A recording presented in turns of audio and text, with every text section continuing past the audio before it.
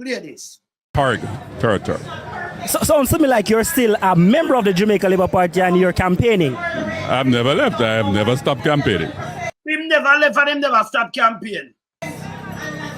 Never left, never stopped campaigning. But Mr. Ried, given the legal, issues you've been having, do you think it is wise to be seen publicly with, associated with the Labour Party at this particular time?